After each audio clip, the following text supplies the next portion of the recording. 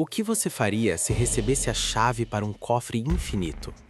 Imagine um contrato que te garante 10% de lucro real, todos os meses, sem falta.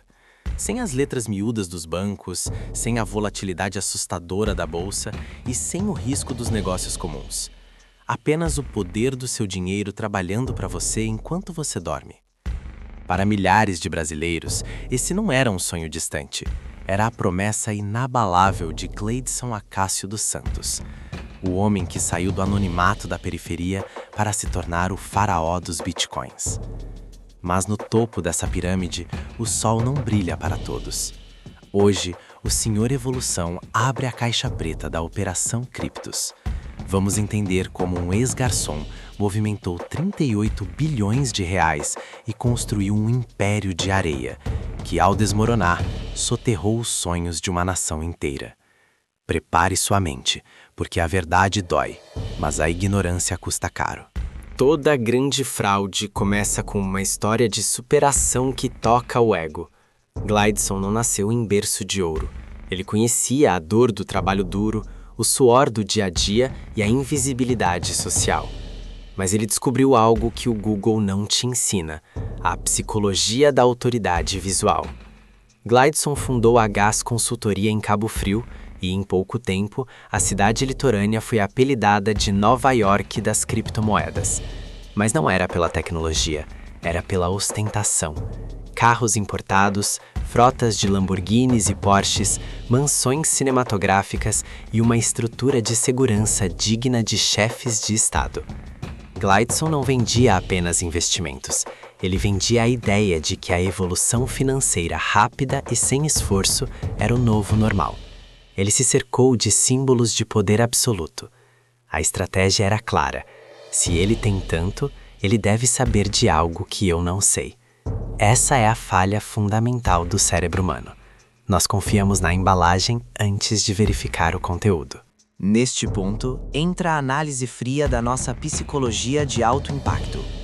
Por que pessoas inteligentes, médicos, advogados, engenheiros e até policiais treinados entregaram as economias de uma vida inteira para o faraó?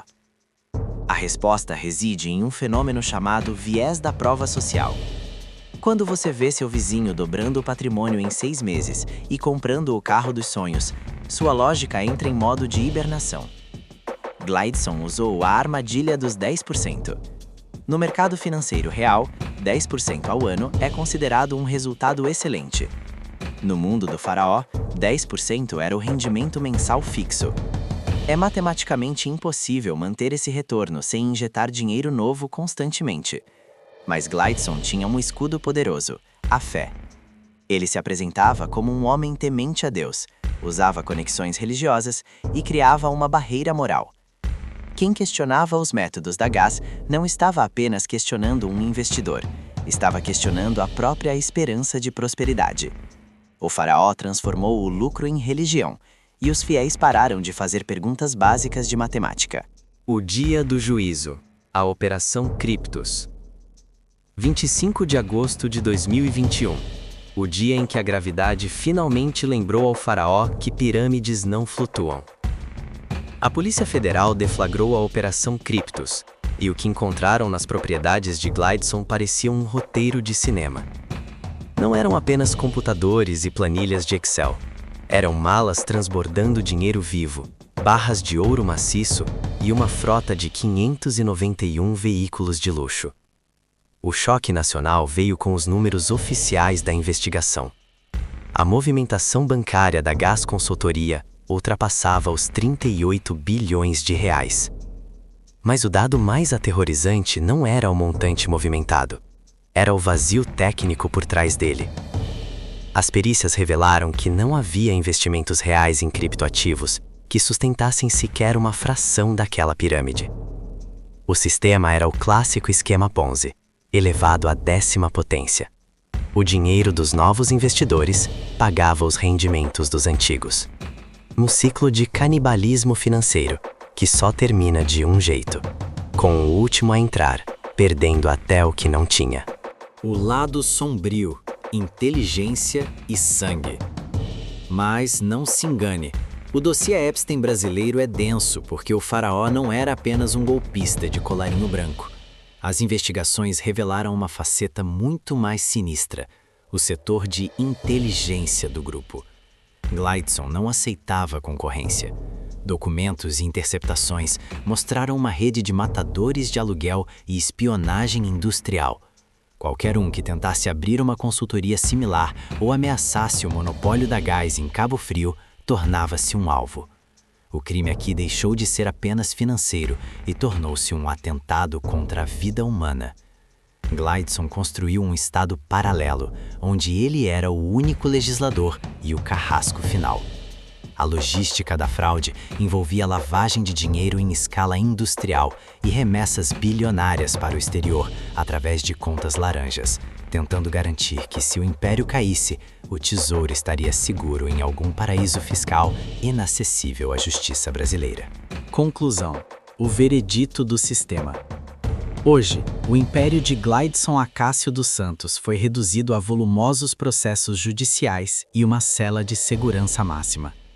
O homem que se intitulava Faraó permanece detido na Penitenciária Federal de Catanduvas, no Paraná. Ele enfrenta condenações e acusações que vão muito além do estelionato. Os crimes incluem fraudes contra o sistema financeiro nacional, lavagem de dinheiro, organização criminosa e, o mais grave, a acusação de ser o mandante de tentativas de homicídio contra concorrentes no mercado de Cabo Frio. Sua esposa e sócia, Mireles Dias Zerpa, que permaneceu foragida por anos com acesso a bilhões em chaves de criptomoedas, foi capturada em janeiro de 2024 nos Estados Unidos e aguarda os trâmites de extradição. No Brasil, o judiciário trabalha na liquidação de bens apreendidos, desde frotas de luxo a imóveis de alto padrão, na tentativa de ressarcir os credores. Entretanto, o valor recuperado representa apenas uma fração mínima do que foi movimentado pela Gás Consultoria. O caso encerra-se como um dos maiores marcos criminais do judiciário brasileiro, provando que, no rigor da lei, a arquitetura de uma pirâmide financeira sempre termina com o mesmo desfecho: o confisco de bens e a privação da liberdade. Este é o ponto final na trajetória do homem que tentou desafiar o sistema e acabou vencido por ele.